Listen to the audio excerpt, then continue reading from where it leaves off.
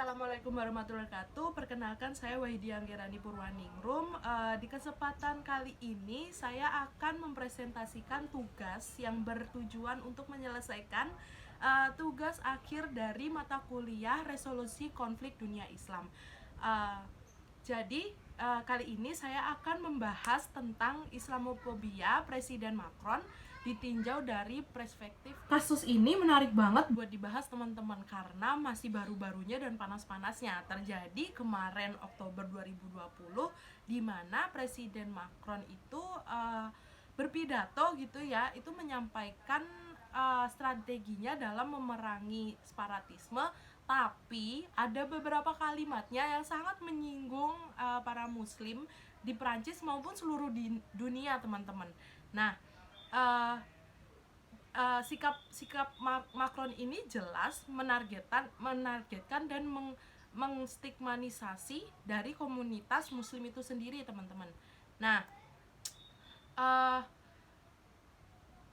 seperti yang diakui dari sebagian besar ilmuwan sosial dan yang melibatkan dari proses integrasi secara sosial, ekonomi, dan politik di Prancis, bentuk diskriminasi yang terjadi kepada muslim di Prancis ini sangat terpampang jelas seperti itu ya. Nah, karena Macron sendiri telah menggabungkan ekstremis agama, Islam politik maupun Islam secara keseluruhan di Prancis, sehingga Macron ini sangat menguji keimanan muslim yang ada di Prancis gitu ya, teman-teman. Di mana di dalam pidato tersebut Macron menjelaskan bahwa Islam itu adalah agama yang sedang mengalami krisis di seluruh dunia. Nah, hal tersebut juga dilatar belakangi dari adanya seperti kita tahu bahwa Prancis merupakan negara yang tergabung dalam Uni Eropa gitu ya. Nah, di Uni Eropa sendiri itu ada kebijakan asylum system, di mana negara anggota itu harus menerima pengungsi yang datang dari negara yang sedang berperang seperti itu. Nah, kebetulan juga negara-negara yang berperang dan mengalami krisis pengungsi tersebut itu berasal dari negara-negara Timur Tengah, teman-teman. Nah, kebanyakan juga yang berasal dari Timur Tengah tersebut adalah orang-orang yang beragama Islam. Nah, dari situ Macron sendiri sudah terlihat bahwa dia ketakutan, dalam arti berpikir bahwa akankah sekulerisme di Prancis ini ternodai gitu akan adanya orang-orang atau pendatang yang mengungsi dari negara-negara ataupun penganut Islam itu sendiri. Nah, kejadian tersebut juga semakin memanas gitu ya setelah terjadinya aksi teror yang telah dilakukan oleh seorang muslim gitu ya, yang membunuh Samuel Paty. Samuel Paty ini seorang guru sejarah yang menunjukkan saat itu pada mata pelajarannya bahwa kepada murid-muridnya bahwa Nabi Muhammad itu bentuknya seperti ini, dan mengejek-ngejek seperti itu ya. Padahal yang kita tahu bahwa dalam agama Islam sendiri Nabi Muhammad tidak dipampangkan secara jelas dan tidak digambarkan secara jelas, itu saja sih tidak boleh gitu, apalagi sampai menjelek-jelekan gitu ya, teman-teman. Nah, hal tersebut memicu amarah seseorang yang kebetulan juga beragama Islam, sehingga dia membunuh Samuel. Nah, sayang sekali seorang presiden ataupun kepala negara yang seharusnya itu memiliki kebijakan ataupun wibawa dalam menghadapi sebuah kasus, tapi Presiden Macron ini beda gitu ya, teman-teman. Jadi mereka Presiden Emmanuel Macron, maksud saya, membela kelakuan dari Samuel Paty ini, bahwa itu adalah sebagai kebebasan dalam berekspresi gitu teman-teman. Dengan mengatakan kami tidak akan menyerah karikatur dengan gambar bahkan jika orang lain mundur, seperti itu. Hal tersebut sangat menimbulkan polemik dan kemarahan publik ya, terutama dari segi muslim gitu. Dan ini memang menandai masuknya Islamofobia di negara Prancis gitu ya, di negara tersebut. Ungkapan yang diciptakan oleh Jean-François Bayard untuk memahami pidato dari Macron tersebut, seorang harus membaca dari L'éthique des classes en France EUSC terbaru Emmanuel Todd, yang di sini itu menjelaskan bahwa Macron tidak dapat mengamankan mandat kedua dengan erosi saat ini dari dukungan sosial borjuis dan borjuis kecil serta kelompok-kelompok sayap kiri, terutama setelah gerakan Gilets Jaunes di Prancis, seperti itu. Nah, karena itu juga harus menarik para pemilih klasik dari gerakan identitas sayap kanan front untuk melihat apakah strategi separatisme dari corak Islamofobia populis dan sekularis yang arogan ini memang pertama, ataupun memang ada strategi terdahulu untuk memilih dari pemilu-pemilu yang akan dilakukan setelah Macron, ataupun menarik dari beberapa tujuan tertentu yang dilakukan oleh Emmanuel Macron sendiri. Pada saat yang sama, Macron dan beberapa otoriter Arab bergabung secara yuridis untuk mengesahkan bahwa melarang adanya penggunaan kata-kata dari Islam politik, seperti itu. Nah, pada saat ini juga di Perancis itu banyak dikerahkan militer-militer untuk membasmi gitu ya beberapa LSM Islam yang menggunakan atau mengarah kepada politik Islam tersebut. Nah, tidak hanya itu, bahkan seperti jurnalis maupun banyak politis dan beberapa ilmuwan yang menginterpretasikan dari istilah Islam politik itu malah merusak dan bahkan mereka karenanya tidak secara jelas membedakan beberapa mendasar antara Islamisme klasik dan neo-Islamisme, seperti itu. Nah, hal ini jelas menggeneralisasi stereotip yang tidak menghitung heterogenitas pemikiran politik Islam dari yang moderat hingga menjadi yang ekstremis, seperti itu. Nah, dari yang dilakukan individu juga bisa menjadi gerakan Islam yang resmi, seperti itu teman-teman.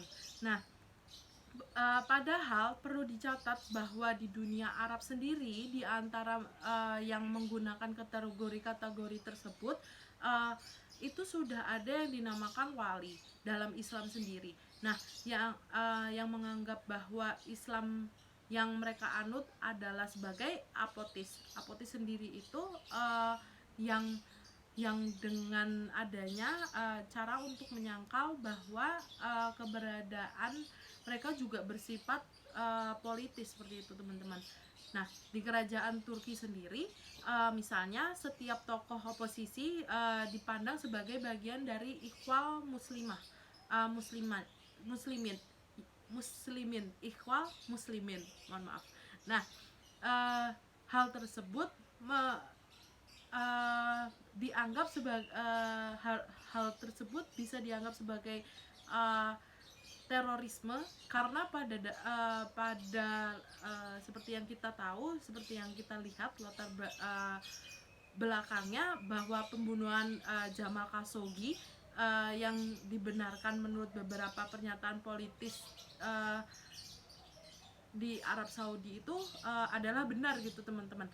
Nah, filsuf filsuf dari Lebanon sendiri juga mempelajari bagaimana seseorang dapat memahami pemikiran-pemikiran yang bijak liberal dari pemimpin Tunisia Al-Nasser Rashid Al-Ghannouchi dengan menggunakan teori pengakuan Alexis Honneth.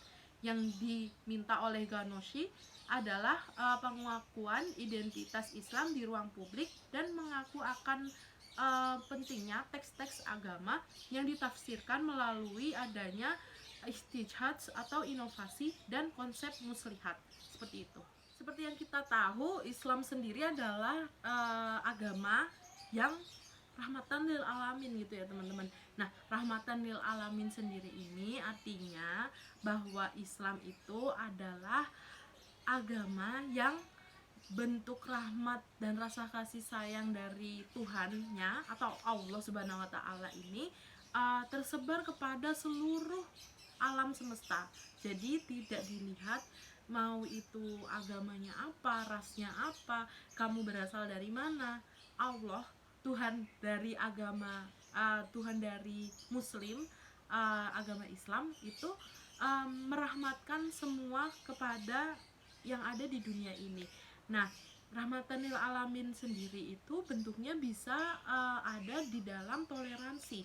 Nah, bila mana seorang muslim itu harus memiliki rasa toleransi yang tinggi, karena dalam agamanya sendiri saja mengajarkan hal tersebut yang terdapat di dalam sumber dari agama tersebut, atau yang biasa kita sebut sebagai Al-Quran gitu ya teman-teman. Nah, dalam Al-Quran sendiri itu ada di dalam surat Al-Anbiya ayat 107 yang artinya kami tidak mengutus engkau Nabi Muhammad melainkan untuk menjadi rahmat bagi seluruh alam. Nah, bisa kita simpulkan bahwa sebenarnya agama Islam sendiri memiliki toleransi yang tinggi dan rasa kasih sayang yang menyeluruh kepada seluruh manusia ataupun makhluk hidup yang ada di dunia ini gitu ya teman-teman. Nah, namun memang pada perkembangannya yang seperti kita tahu banyak oknum-oknum ataupun penyalahgunaan dari nilai agama tersebut untuk kepentingan-kepentingan yang dilandaskan oleh individu-individu tertentu seperti itu. Nah, namun yang harus kita garis tebalkan ya, bahwa Islam sendiri itu adalah agama yang menyerukan kepada perdamaian, bahwa sudah terjelas terpampang nyata banyak sumbernya di ayat-ayat yang ada di Al-Quran, dan salah satunya yang tadi saya jelaskan surat Al-Anbiya ayat 107. Baik, dari pemaparan yang udah aku jelasin ya teman-teman, apa yang telah dilakukan Presiden Emmanuel Macron dalam perspektif agama Islam itu sudah pasti salah ya. Tidak hanya dalam perspektif agama Islam sih, tapi secara norma pun untuk menarik simpati ataupun menonjolkan sesuatu yang ada di dalam kepentingannya dia, itu tidak harus dilakukan dengan menjelek-jelekan satu agama ataupun kelompok-kelompok tertentu seperti itu ya, karena itu sangat sensitif, apalagi seperti kita tahu bahwa Perancis ini adalah negara yang sekulerisme, di mana agama ataupun nilai-nilai yang terkandung dalam yang melekat pada individu, seorang individu itu tuh sangat sensitif jika dipublikasikan kepada ruang lingkup publik gitu ya. Nah, dan dalam Islam sendiri sudah pasti dan sudah dijelaskan tidak mengajarkan adanya kekerasan maupun nilai-nilai yang dianggap sebagai tidak toleransi seperti itu ya, karena pada dasarnya Islam sendiri seperti yang sudah saya jelaskan, bahwa Islam itu adalah agama yang rahmatan lil alamin, dan sudah jelas, sangat jelas bahwa Islam sendiri itu mengajarkan kebaikan kepada umatnya dan menyeru untuk menjadi rahmat untuk semua makhluk yang hidup ada di dunia ini. Nah, dari kesimpulan tersebut bisa kita ambil tarik kesimpulan bahwa kita harus berhati-hati dengan lisan kita, begitu ya, terutama jika kita tuh menjadi seorang petinggi negara. Kita nggak bisa ngomong asal gitu ya teman-teman. Nah dari situ juga kita bisa menyimpulkan bahwa beberapa nilai-nilai agama Islam itu jadi salah karena adanya oknum-oknum yang salah menginterpretasikan nilai-nilai dari Islam itu sendiri, teman-teman. Karena ya itu tadi, bahwasanya Islam itu agama yang damai, seperti itu ya. Nah, sekian penjelasan dari saya, kurang lebihnya mohon maaf, dan apabila ada kesalahan kata-kata saya juga minta maaf, karena kebenaran dan kesempurnaan hanya milik Allah Subhanahu wa taala. Baik, assalamualaikum warahmatullahi wabarakatuh. Saya akhiri untuk penjelasan kali ini. Sampai berjumpa di lain kesempatan.